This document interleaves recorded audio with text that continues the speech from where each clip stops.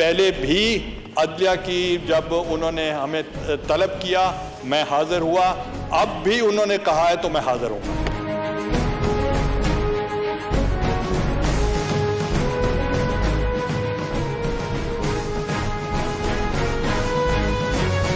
Welcome back to Pakistan. आज रात break में जाने से पहले एक शॉट हमने आपको सुनाया एतजाज अहसन साहब का, जिसमें वो कह रहे थे कि जनरलों को कभी तौहीन अदालत का नोटिस सर्व नहीं किया गया। एक और भी बात उन्होंने की थी, पहले सुन लेते हैं, इसके बाद आजम सवाती साहब से भी उस पर सवाल करेंगे और हमारे साथ मौला बख्श चांडियो साहब भी मौजूद है, उनसे भी इस बात करेंगे इस शॉट सुनने के बाद। मुझे तनाव खिंचाव की तशवीश है और जमहूरी मेरी ख्वाहिश यही थी कि सिविलियन इदारों में सुप्रीम कोर्ट कानून के दायरे में सिविलियन सबसे बड़ा सिविलियन इदारा है। पार्लियामेंट जमहूर की नुमाइंदगी करते हुए सबसे बड़ा सिविलियन इदारा है। तीसरा इदारा इन दोनों के दायरे के अपने अपने तहत मातहत है और इससे फ़ायदा कोई तीसरा फरीक ना ले जाए, मुझे इसका अंदेशा था और मुल्क के लिए ये मसला होगा। जी नाज़रीन, आपने एतजाज अहसन साहब की गुफ्तगू सुनी जो उन्होंने सुप्रीम कोर्ट बिल्डिंग के बाहर मीडिया से फरमाई। इदारों के दरमियान इनको तनाव नजर आ रहा है और ये कह रहे हैं ऐसा ना हो कि कोई नॉन सिविलियन इदारा जो है वो फायदा उठा ले सिचुएशन का। सर कतन नहीं, इस वक्त तो कियानी साहब हर तरह से जो है हुकूमत की मदद कर रहे हैं। मैं पूरी जिम्मेदारी से कह रहा हूं, एक इंसाफ मिल रहा है और अगर इंसाफ के तकाज़ों को हम रेप अप कर दें, इंसाफ नाम की कोई चीज़ ना हो और हुक्मरान उसके ताबे ना हो, कानून के अदालत के ताबे ना हो, तो फिर आप किस जमहूरियत की बात करते हैं, किस जमहूर की बात करते हैं? किस जमहूरी इदारे ने या जमहूर ने यह कहा है कि आप अदालत उज़्मा के फैसले पर अमल दरामद न करें और जब वो वक्त आए तो फिर जमहूरियत को खतरा हो जाता है, फिर तीसरी ताकत का नाम आ जाता है।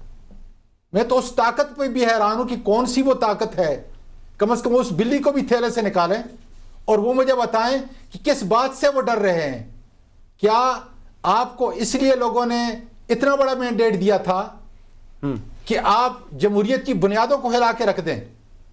और जब हम इंसाफ की बात करते हैं तो फिर अवामी इंसाफ की बात करते हैं और वो सिर्फ आपको अदालत से हासिल होता है। ठीक है, मैं चाहूंगा कि चांडियो साहब भी इसको रिस्पॉन्ड करें। चांडियो साहब, ये जो दो बातें हमने सुनाई एतजाज अहसन साहब की, ये लीगल आर्ग्यूमेंट्स नहीं थे, ये ऐसा लगता है उन्होंने अपनी सियासी टोपी पहन ली थी और ये सियासी बातें कर रहे थे। और एक और पॉइंट यहाँ पे मैं रेज करना चाहूंगा, ये जो आप लोग हमेशा कहते हैं कि हर इदारे को अपने हुदूद में रह के काम करना चाहिए, आजम सवाती साहब ये कह रहे हैं कि 17 जजेस ने एक फैसला दिया है, अगर एग्जीक्यूटिव उस फैसले को इंप्लीमेंट नहीं करती इसका मतलब आप लोग अपना काम नहीं कर रहे हैं ना, दूसरे इदारे तो अपने हदूद में रह के फैसले कर रहे हैं। आप कभी गौर से देख लीजिए, हमारे अलावा एतजाज साहब के अलावा भी आपको लोग कई इदारों में बैठे नजर आएंगे। आप अपने इर्द गिर्द भी दोस्तों को देखेंगे जो प्रोग्राम पेश करते हैं, जो तज्जिए करते हैं, वो टोपियां पहन के ही कर रहे हैं। आप ज़रा गौर से उनको देखिए वो किस किस की टोपी पहनकर बात करते हैं, किस एंगल से बात करते हैं, आवाम बगौर जायज़ा ले रहा है। मैं फिर कहता हूँ, मैं सवाती साहब पे तो बात नहीं करता। सवाती साहब जिस भी अंदाज से बोले, वो 4 साल हमारे साथ रहे। सेनेट से 3-4 महीने ही होंगे या 5 महीने, सेनेट ख़त्म होने वाली थी तो उन्होंने अलहदगी अख्तियार कर ली उसूलों की बुनियाद पर, और उसूलों की खातर, वफाक पाकिस्तान, इस्तेहकाम की खातर, शरीयत की खातर वो 4 साल तो हमारे साथ रहे। मैं खुर्रम भाई की बात चले छोड़ा आजम सवाती साहब को, मेरा मसला नहीं है, मैंने तो सारे चोरों को पकड़ा, मेरा मसला नहीं है।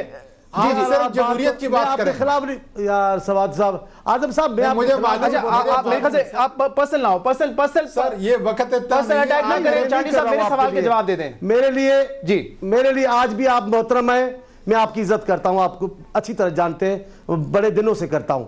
मैं खुर्रम साहब को से मुखातब हो रहा हूं, वो जिस अंदाज से कर रहे हैं, इनका पता नहीं, मैं तो हैरान हूं इन पर। हमारी दुश्मनी में सियासत को खराब करने चले। रेमंड डेविस का मामला हुआ, इन्होंने समझा ये इनको ले डूबेगा और उसमें खड़े हो गए, आखिर वो चले गए और ये चुप रहे। फिर दूसरा एक हादसा हुआ, ये उसमें खड़े हो गए, उसमें से हवा निकल गई। फिर उन्होंने समझा मेमो खुदकश साबित होगा हुकूमत के लिए और जमहूरियत के लिए। इन्होंने मेमो के शौक में उस खुदकश को और हवा भरने के लिए सुप्रीम कोर्ट में चले गए। उन्होंने कहा पार्लियामेंट अफादत खो चुकी है, अब उस मेमो में से भी हवा निकल चुकी है। अब जो इनकी आर्ग्यूमेंट में सुन रहा हूं तो मैं तो कहता हूं इनको वकालतनामा दाखिल करना चाहिए एतजाज के खिलाफ। कल वहां खड़े होकर ये और 5-6 और रहनुमा है मुस्लिम लीग नून के, वो भी सुप्रीम कोर्ट में खड़े हो जाए एतजाज साहब के मुकाबले में, क्योंकि वकील कोई नहीं बोल रहा, ये जाकर वहां खड़े हो जाए। कुछ ख्याल करना चाहिए। आप जमहूरियत पसंद हैं, आप निज़ाम को चलाना चाहते हैं, आप हमारा एहतसाब करें, अवाम हमारा एहतसाब करे, को अच्छा भी लगे आपको। आप किस अंदाज से आर्ग्यूमेंट कर रहे हैं अपने तहफ़्फ़ुज़ की? आप अपनी बुराई कर रहे हैं, मोहतरम आप अपनी बुराई कर रहे हैं। अगर तो ये तनाव ये हो रहा होता, सुनिए वज़ीर आज़म, मैं दोहराता हूं, पाकिस्तान में गैस के नए रिजर्व्स के लिए ऐसे एक्स्ट्राऑर्डिनरी स्टेप्स ले रहे हैं जिसकी राह में कोर्ट रुकावट बन रहा है, तो फिर जरूर तनाव हो, हम उनके साथ खड़े होंगे। अगर तो वज़ीर आज़म ऐसे एक्स्ट्राऑर्डिनरी स्टेप्स जो शायद कानून में पूरी तरह मौजूद नहीं है कि मुल्क में बिजली पैदा होनी चाहिए, अगर वो ले रहे होते और तनाव हो रहा होता और कहती थी fine points of the law है, fine points of the law पे हम बहस नहीं करेंगे। लेकिन बात तो यही है कि ये तनाव किस बचाव सुनते नहीं आज, और जो बचाव है वो आपके सामने है कि एनआरओ का जो बचाव है, खत ना लिखना किसका, मुझे ये बता दें, मेरी गुजारिश है मोहतरम चांडियो साहब से कि खत ना लिखना किसका बचाव, वो कौन सा बचाव है जो बचाव करते करते आप तनाव तक आ गए? अच्छा, वो जवाब दे रहे हैं। जी चांडियो साहब बताएं, किसका बचाव करना चाहिए? मोहतरम चांडियो साहब की सुने तो सही, मोहतरम चांडियो साहब की सुने। आजकल आपको इमरान खान ने, डेंगी ने, अब दवाइयों ने परेशान किया हुआ है और दूसरी बेचैनी है आपको, मार्च क्रॉस करे ठीक हो जाएगा। आप किसी की बात सुने तो सही ना। मैं कभी भी आप लोगों दोस्तों के बीच में नहीं बोलता, लेकिन बदकिस्मती है आपके खिलाफ आजकल जो भी बोलता है उसको पकड़ लेते हैं, उसको बात। लेकिन चांडियो साहब आप बात रेमंड डेविस से शुरू करते हैं, हम तो आपकी गुफ्तगू बड़े तहम्मुल से सुन रहे हैं जनाबे वाला। लेकिन चांडियो साहब थोड़ा सा स्पेसिफिक होकर बात कर रहे हैं ना। रेमंड डेविस मेमोगेट को अभी थोड़ी देर के लिए हम साइड में रख देते हैं। आप मुझे ये बताएं कि अगर आप लोग खत लिख देते हैं तो तनाव में तो बेहद कमी आनी चाहिए ना। देखिए नहीं, ये ज्यादती है मेरे साथ। अगर वो सरे महल को लेकर आए 50 साल की बात को, वो ठीक है। मुशर्रफ से नवाज शरीफ के जमाने के केसेस का वो हवाला दे, वो उसको करने की इजाजत है। मैं 6 महीने पहले का वाकया बता रहा हूं, वो नहीं करने आप देते, ये तो ज्यादती होगी। दुनिया देख रही है आपको, ये मेरे साथ आप इंसाफ नहीं कर रहे। आप इनके बनाए हुए केसेस का मिसाल दे रहे हैं, मिलियन फलाने में 60 मिलियन का, वो इनके जमाने के बने हुए केस। चलें ठीक है, जिन पे इन्होंने आगे बढ़े साहब, मेरी गुजारिश है कि आप कह दें कि ये हमारे नहीं है, 6 करोड़ डॉलर हमारे नहीं है, पाकिस्तान को वापस आने चाहिए, मामला हल हो जाएगा। मैंने ये बात की, आपको आगे बढ़ने का शौक आ गया। आगे बढ़े बताएं, आगे बढ़े। चले मौलाना चांडियो साहब, सवाल मेरा ये है आपसे, अगर आप खत नहीं लिखते तो तनाव में इजाफा होगा इदारों के दरमियान, या फिर आप समझते हैं कि खत लिख देने में पाकिस्तान का भी फायदा है, इदारों का भी फायदा है? मैं इस वक्त इस मसले पर नहीं बोल सकता, मामला कोर्ट में है और यही सवाल अदलिया भी पूछ रही है और इसी सवाल पे सारा केस का इन्हिसार है। अब वही सवाल आप मुझसे अगर 5 मिनट में पूछ लेंगे तो मेरे पास तो उसका जवाब इस वक्त नहीं होगा। आप इंतजार करें, एक और बात, 13 तारीख है, फिर चंद दिनों का मामला है, ठीक हो जाएगा। ठीक है चांडियो साहब, एक और बात जो आज अदालत में हुई उसमें एतजाज हसन साहब ने कहा कि 4 लोगों ने मुझे एडवाइस दी थी, जिसमें उन्होंने लॉ मिनिस्ट्री का कहा, लॉ मिनिस्टर और लॉ सेक्रेटरी। तो ये लॉ मिनिस्टर, हमें इतना तो पता है कि बाबर अवान साहब की बात कर रहे थे, क्योंकि पहले उनका मशवरा था कि खत ना लिखा जाए। आपकी तरफ से क्या मशवरा गया है वजीर आजम साहब को कि खत लिख देना चाहिए, क्योंकि आप भी लॉ मिनिस्टर है ना फिलहाल?